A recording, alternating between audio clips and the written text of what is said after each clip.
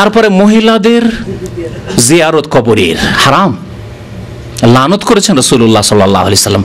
আর এই মাজারগুলিতে সংখ্যা যদি গণে দেখেন পুরুষের চাইতে মহিলাদের সংখ্যা বেশি হবে।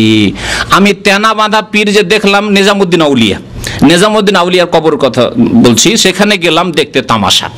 সেখানে তবলিগি হেড সেন্টারও আছে দিল্লিতে, আর পাশে একবারে পাশাপাশি ওখানেই নিজামুদ্দিন আউলিয়ার কবর, ওখানে পূজা হচ্ছে।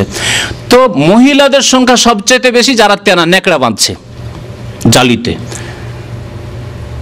অবস্থা। আর তার মধ্যে আবার যদি দেখা যায় যে হিন্দু আর শিখ দেখেও চেনা যাচ্ছে এগুলি হিন্দু শিখ, কি বলছো ওটাকে সিঁদুর লাগিয়ে আছে, অথবা শিখদের দেখলে বোঝা যাচ্ছে যে দাড়ি মোজ দেখে বোঝা যাচ্ছে শিখদের সংখ্যা আর হিন্দুদের সংখ্যা মুসলিম চাইতে কম না, কারণ ধর্ম একই।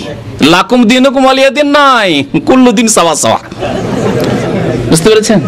আল্লাহ তো করে বলছেন লাকুম দিনুকুম ওয়ালিয়া, তোমাদের দিন তোমরা করো, আমরা আমাদের দিন করছি। ওটাও না, বলছে যে এই কবর মাজার পূজার ধর্ম একবারে সাওয়া সাওয়া, কোনো অসুবিধা নেই। দুর্গার পূজা আর দরগার পূজা, আমরা দরগায় আসো না, আমাদের কাছে তোমরা আসো, তোমাদের কাছে আমরা যাব। এই হলো কবর মাজার পূজারীদের অবস্থা।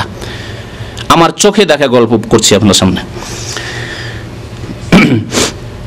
নবী সাল্লাল্লাহু আলাইহি ওয়াসাল্লাম কি বলেছেন? ইবনে আব্বাস রাদিয়াল্লাহু তাআলা আনহুমা বর্ণনা করেছেন, লানা রাসূলুল্লাহ সাল্লাল্লাহু আলাইহি ওয়াসাল্লাম, আল্লাহ রাসূল সাল্লাল্লাহু আলাইহি ওয়াসাল্লাম লানত করেছেন, মানে অভিশাপ দিয়েছেন, আল্লাহর রহমত থেকে বঞ্চিত হোক ওই মহিলারা, জায়রাতিল কবুর, যেসব মহিলারা কবর জিয়ারত করতে যায়, ওয়াল মুত্তাখিজিনা আলাইহাল মাসাজিদা, আর যারা কবরের উপর মসজিদ তৈরি করে তাদের উপর লানত হোক। 2 3 নম্বর হচ্ছে ওয়াসুরজা, আর যারা কবরে বাতি জ্বালায়, আগরবাতি মোমবাতি জ্বালায়, আলোকিত করে, ওই শবে বরাতের দিন কবরস্থানকে আলোকিত করে দেয়, তাদের উপর রাসূলুল্লাহ সাল্লাল্লাহু আলাইহি ওয়াসাল্লামের লানত রয়েছে।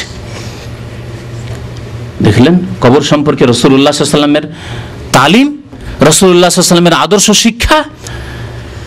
কবর জিয়ারত মহিলাদের জন্য চলবে না, বরং লানত হবে, নেকি তো হবে না, লানত হইতে থাকবে, আল্লাহর রহমত থেকে বঞ্চিত হবে। যারা মসজিদ বানায় বা সিজদার স্থানে পরিণত করে তাদের উপর লানত হচ্ছে, তা তো এর আগে অনেক হাদিস শুনলেন।